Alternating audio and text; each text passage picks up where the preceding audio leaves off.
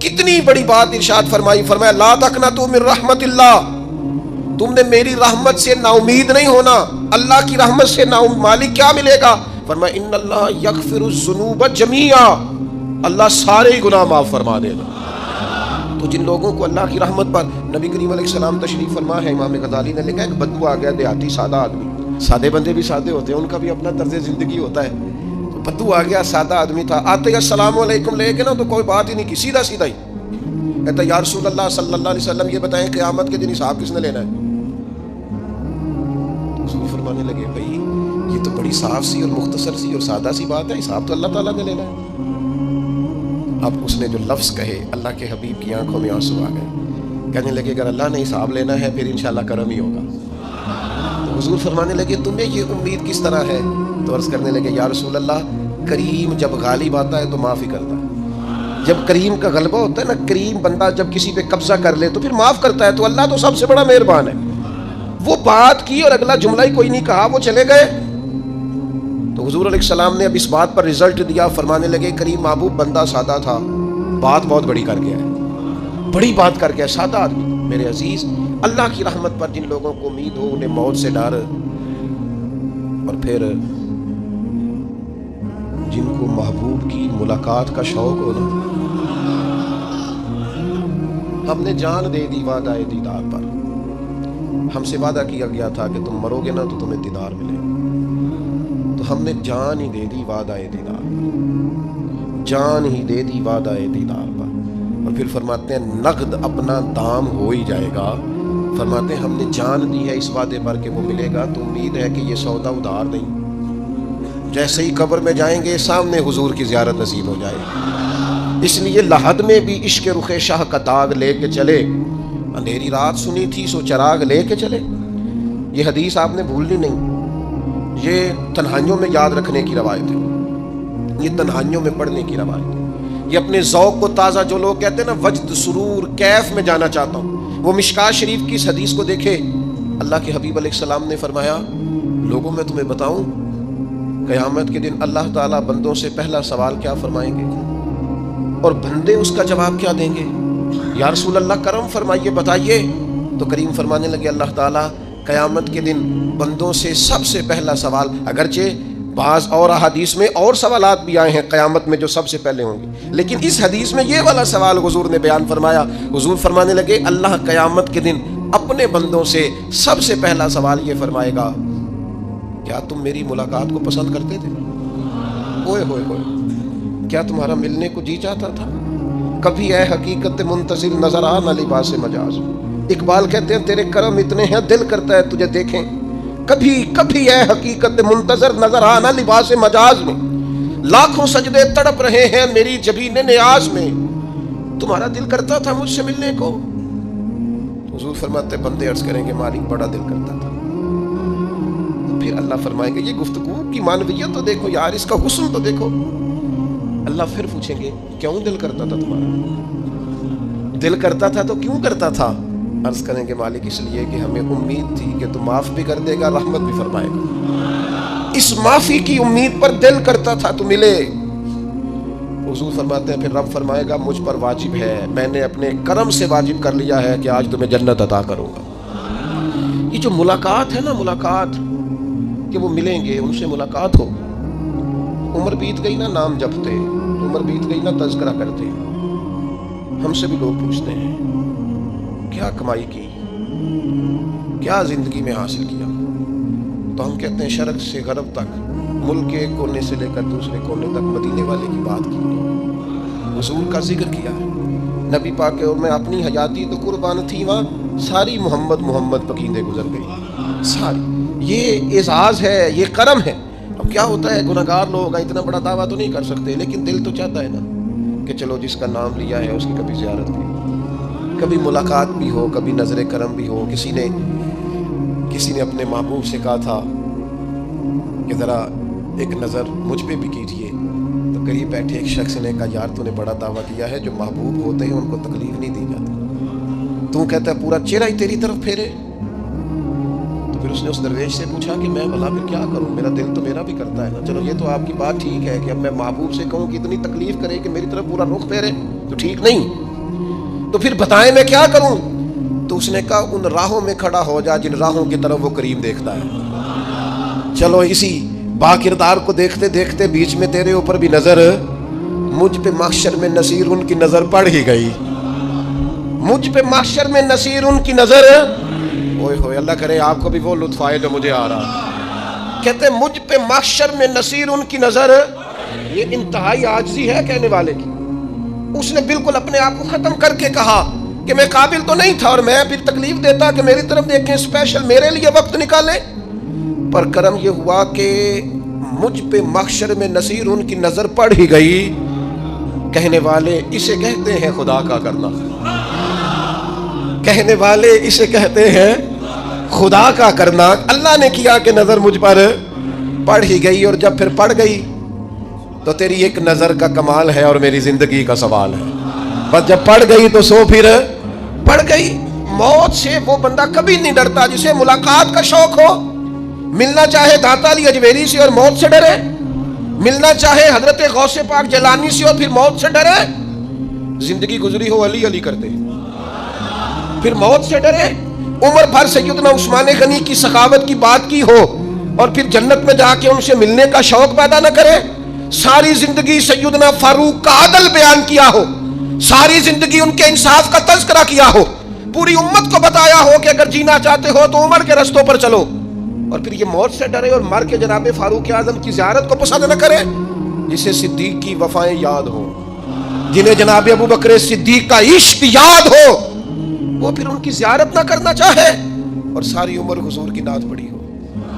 مانا نہیں آتا تھا پھر بھی کہا بلغ العلا بکمالہ کشف الدجی بجمالہ حسنت جمیع خصالہ صلو علیہ وآلہ سے نہیں ترجمہ آتا تھا، پر جب بھی کو پڑھتا تھا یہ بھی جھومتا تھا، مولا یا صلی وسلم دائما۔ میں آپ کو بتاتا ہوں توتلا آدمی، توتلا اور دیوانہ مجذوب بیچارہ، سمجھ نہیں، توتلا بولنا بھی ٹھیک نہیں آتا۔ مجھے نماز کا سلام پھرا تو وہ جلدی آ گئے، اور ایک مجذوب آدمی تھے، سادے تھے، تو سلام لی تو کہنے لگے میں گل کرنی سی، تو میں نے ان سے کہا کہ تھوڑی دیر کے بعد ملتے ہیں۔ سادہ آدمی ہے، اللہ مجھے معاف کرے، میں کوئی نقل تو نہیں ان کی اتار سکتا، اس زبان کو ہم توتلی نہیں کہتے، ہم اس زبان کو بلالی زبان کہتے ہیں۔ یہ بڑی خوبصورت زبان ہوتی ہے، یہ جو توتلے لب و لہجے ہوتے ہیں نا، وہ جب بچہ پوری طور پہ اماں نہیں کہہ سکتا، توتلا ہوتا ہے، تو کوئی مزہ آتا ہے اماں کو اماں کہلوانے میں۔ جب وہ پوری طور پر باپ کو بابا نہیں کہہ سکتا اور توتلا ہوتا ہے تو کوئی مزہ آتا ہے کہنے میں۔ وہ جب دادی نانی دادا کہتا ہے تو دادے کا دل کرتا ہے یہ 100 بار کہے، کیونکہ اسے کہنا نہیں نہ آتا، لیکن اس توتلاہٹ میں جو اس کو لطف آتا ہے۔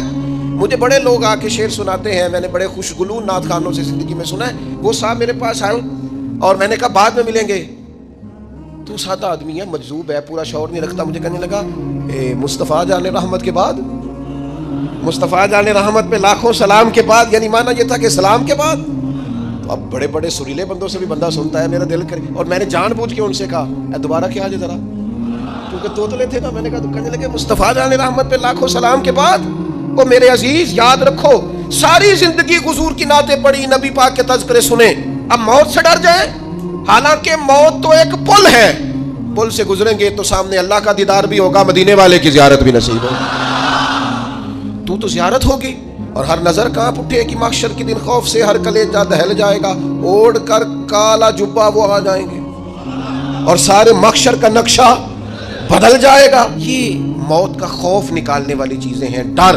اچھا مجھے ایک بات بتائیں، یہ میں امید کی بات کرنے لگا ہوں، چلیں اب یہ بات تو مشکل ہے پر کرنی پڑے گی، مجبوری ہے، کبھی کبھی ابا جی سے مار بھی پڑ جاتی ہے بندے کو، گھر میں کو 2-4 لگ بھی جاتی ہیں، تو اس وقت نا جو سب سے بڑا سہارا کسی کو نصیب ہوتا ہے وہ یہ ہوتا ہے کہ اللہ کرے اماں گھر میں موجود ہو۔ اور میں نے دیہاتوں میں کئی مائیں ایسی دیکھی ہیں جو بیٹے کے حصوں کی مار کھاتی ہیں، ابا نے ڈنڈا لے لیا ہے بیٹے کی غلطی پہ، اب اماں بیچاری سامنے ہو گئی ہے، 2-4 اس نے بھی کھا لی۔ یہ بات آپ سمجھیں، موت کا خوف نکالنے کے مفہوم میں بات کر رہا ہوں، اماں موجود ہو نا گھر میں تو ابا سختی بھی کرنے لگے تو کسی وقت احساس ہوتا ہے کہ جناب یہ سختی نہیں ہوگی کیونکہ میری اماں، اور اماں پوری وکیل بن جاتی ہے، کہنی تو نہیں پتا وہ ہو گئی غلطی، وہ فلانے دے منڈے نے خراب کیتا ہے، حالانکہ ہو سکتا ہے اس نے اس کو بھی خراب کیا ہو، لیکن وہ اماں وکیل ہے، وہ وکالت کر رہی ہے اور وہ بے لوث کر رہی ہے، ہوتا ہے ایسے۔ اس بات کو سمجھ لے اچھے طور پر، موت کا خوف نہیں، ڈر نہیں، اس لیے کہ گھر میں ماں موجود ہو تو باپ کا ڈر نہیں ہوتا، تو قبر حشر میں تو رسول کریم موجود ہے، وہاں تو نبی کریم موجود ہے، وہاں تو اللہ کریم اپنی رحمت فرمائے گا بندوں پر۔ اس لیے خوف نہیں، پینک نہیں، اپنی غلطیوں کا احساس ضرور کریں، اپنے اعمال پر توجہ ضرور دیں، لیکن موت کے خوف تلے دبتے نہ جائیں، انشاءاللہ صبح قیامت کرم ہوگا۔ میرے نبی پاک علیہ الصلوۃ والسلام نے تو فرمایا ہے بس ہم نے ایمان کامل لے کے جانا ہے دنیا میں۔ حضور نے فرمایا ہے جس طرح 14ویں رات کا چاند چمکتا ہے اس طرح میرے غلاموں کے چہرے چمکیں گے قیامت میں۔ اللہ کے رسول صلی اللہ علیہ وسلم فرماتے ہیں جسم کے جن جن حصوں پر وضو کا پانی لگتا رہا وہ قیامت میں چمکیں گے، دور سے لوگ ان کا نور دیکھیں گے، پتہ چلے گا وہ محمد عربی کے غلام آ رہے ہیں۔ یہ کرم ہوگا صبح قیامت، یہ عطائیں ہوں گی۔ اس لیے مومن موت سے ڈرتا۔ سیدنا بلال حبشی رضی اللہ تعالیٰ عنہ، آخری وقت ہے، نزع کا عالم تاریخ، اور یہ گفتگو دیکھیں غلاموں کی، آپ کی اہلیہ رو پڑی، کہنے لگی ہائے ہائے افسوس۔ حضرت بلال فرمانے لگے کیا ہوا؟ کہنے لگی افسوس ہے کہ آپ دنیا سے جا رہے ہیں۔ تو حضرت بلال نے مضمون ہی بدل دیا، سوچ کا زاویہ ہی بدل دیا، فرمانے لگے یہ افسوس کا مقام نہیں، یہ تو خوشی کا مقام ہے، اس لیے کہ میری آج آنکھیں بند ہوں گی، قبر میں کھلیں گی، مدینے والے محبوب سے بھی ملوں گا، حضور کے غلاموں سے بھی ملوں گا صلی اللہ تعالیٰ علیہ وسلم۔ تو موت تو مقام مسرت ہے، اور اگر یہ مل جائے زندگی میں، ایک بدو ایمان لے آئے، ابن ماجہ میں موجود ہے، حضرت ابو ہریرہ رضی اللہ تعالیٰ عنہ حدیث کے راوی ہیں، فرماتے ہیں کہ بدو ایمان لائے اور انہوں نے حضور علیہ السلام کے ساتھ ہجرت بھی کی، ابن ماجہ میں موجود ہے۔ تو نبی پاک علیہ السلام نے انہیں ایک صحابی کے ساتھ کر دیا، اب ان کے کام کاج میں مصروف ہو گئے ان کے ساتھ۔ تو حضور علیہ السلام نے ایک جگہ سے مال غنیمت آیا، تو طریقہ مبارکہ یہ تھا کہ مال غنیمت میں سب کو حصہ دیا جاتا تھا، اگرچہ وہ جہاد پہ نہیں گئے لیکن حضور نے انہیں بھی حصہ دیا، تو وہ صحابی تو رو پڑے، عرض کرنے لگے حضور میں اس کے لیے تو ایمان نہیں لایا تھا۔ حضور نے فرمایا پھر بتائیے، گرچہ حضور جانتے ہیں کس لیے لائے تھے؟ عرض کی حضور میں تو اس لیے ایمان لایا تھا کہ میں رب کی راہ میں لڑوں گا اور میں اپنی جان پیش کروں گا، میں شہادت کے لیے ایمان لایا تھا، مجھے یہ مال دولت نہیں چاہیے۔ تھوڑی ہی دیر گزری کہ ایک اور مارکے کا اعلان ہو گیا، جنگ کا اعلان ہو گیا۔ حضور نے فرمایا چلو، وہ گئے اور چند ہی لمحے گزرے کہ وہ میدان میں اترے اور پھر شہید ہو گئے۔ صحابہ کرام ان کی مقدس لاش مبارک کو اٹھا کے محبوب کے قدموں میں لائے، تو نبی کریم نے کیا خوبصورت بات ارشاد فرمائی۔ حضور فرمانے لگے دیکھو اس نے اللہ کی تصدیق کی ہے تو رب نے بھی اس کی تصدیق فرما دی۔ اور پھر یہ دو جملے محبوب کہتے کہتے اٹھے، اور پھر حضور نے اپنا جبہ مبارک اتارا اور اتار کے فرمایا اس بندے کو اس جبے میں کفن دے دو، اس میں اسے کفن دو، اس لیے کہ تو شہادت کے لیے ایمان لائے، موت کی آنکھوں میں آنکھیں ڈال کے جیا، اپنی زندگی کمزور نہ گزارو۔ مسلمانوں پہ کافر کا روب طاری ہو گیا ہے۔ ایک تو ہوتا ہے نا کہ کوئی مدد کرنا، کوئی آگے بڑھنا، فلسطین کا نام تک نہیں لے رہے حکمران زبان سے، ذکر تک نہیں کر رہے، چینل ذکر نہیں کر رہے، اتنا روب، اتنا کفر کا خوف، صرف اس لیے کہ ہمیں موت کا ڈر ہے، مر جائیں گے تو بستر پہ نہیں مریں گے، بیماریوں سے نہیں مر جاتے لوگ۔ خدا کے بندو اپنی زندگی میں اتنا خوف اگر موت کا پیدا کر لو گے۔ حضرت سعید ابن جبیر رضی اللہ تعالیٰ عنہ بہت بڑے فقیہ تھے، حجاج بن یوسف نے بلایا اور کہنے لگا میں تمہیں موت دینے لگا ہوں، مار دوں گا تمہیں۔ بڑا ظالم آدمی تھا، بڑے لوگ اس نے قتل کیے تھے۔ حضرت سعید رضی اللہ تعالیٰ عنہ مسکرا پڑے اور غصے میں آیا، کہنے لگا کیوں ہنستے ہو؟ فرمانے لگے تو بڑا بیوقوف ہے، تجھے کس نے کہا زندگی اور موت تیرے ہاتھ میں، یہ تو تب آئے گی جب میرا رب چاہے گا۔ کہنے لگا لے جاؤ ان کو اور جا کے قتل کر دو۔ تو وہ جب جلاد لے جا رہے تھے تو آپ اور کھل کے مسکرائے، ہنسے، یہ آپ کی طاقت ہے کہ موت کو دیکھ کے مسکراہٹ ہو، لبوں پہ تبسم، رقصہ ہو، مسکرائے۔ جب آپ مسکرا رہے تھے تو اس کو اور غصہ ہے، واپس بلایا، کہنے لگا مسکراتے کیوں ہو؟ فرمانے لگے تیری جرت پہ مسکرا رہا ہوں، اور اس بات پہ مسکرا رہا ہوں کہ رب کتنا بے نیاز ہے، تیرے جیسے لوگوں کو بھی مہلت دے رکھی ہے، کتنا بے نیاز ہے، تیرے جیسے لوگوں کو مہلت دے۔ اور غصے، کہنے لگا میرے سامنے قتل کرو۔ حضرت سعید ابن جبیر رضی اللہ تعالیٰ عنہ نے منہ کعبے کی طرف کر کے پڑھنا شروع کیا، انی وجہت وجہی للذی فطر السماوات والارض حنیفا وما انا من المشرکین۔ آپ یہ پڑھ رہے تھے تو کہنے لگا اس کا منہ کعبے سے پھیر دو۔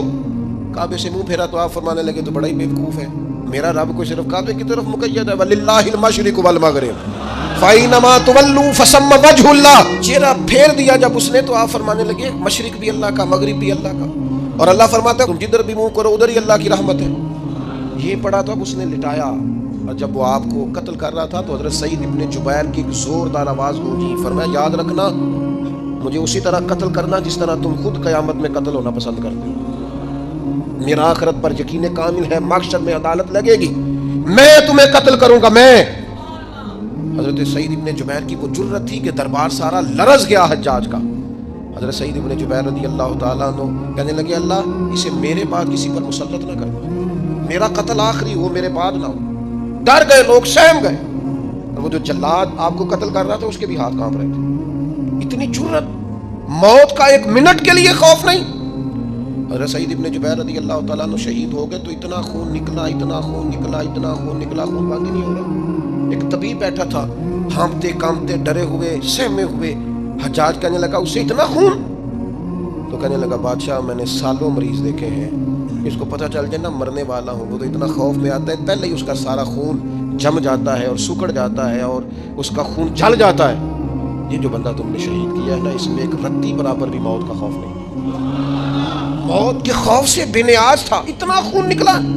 حضرت سعید ابن جبیر شہید ہوئے اسی دن حجاج کے پیٹ میں درد شروع ہوا، صرف 15 دن حجاج بعد میں زندہ رہا ہے، 15 دن، اور ساری رات تڑپتا تھا، کہتا تھا مجھے خواب میں آ کے پیروں سے گھسیٹتے حضرت سعید ابن جبیر، چلاتا تڑپتا 15 دنوں کے اندر۔ طبیبوں نے کہا تیرا جو مرض ہے یہ کوئی آسمانی عذاب ہے۔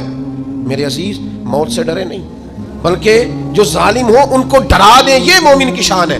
اپنی زندگی کے اندر سے موت کا خوف نکال دیں تاکہ زندگی کے جو دن ہیں وہ جیے تو جا سکیں، وہ انسان مضبوطی سے وقت سے گزار سکے۔ حضرت علی شیر خدا رضی اللہ تعالیٰ عنہ نا وہ جیکٹ نہیں پہنتے تھے جنگی، جو کمر پہ پیچھے لوگ پہنتے تھے نا تلوار کوئی مارے تو زخم نہ ہو، تو کسی نے مولا علی شیر خدا رضی اللہ تعالیٰ عنہ سے فرمایا پشت پر آپ وہ جیکٹ نہیں پہنتے لوہے کی، آپ فرمانے لگے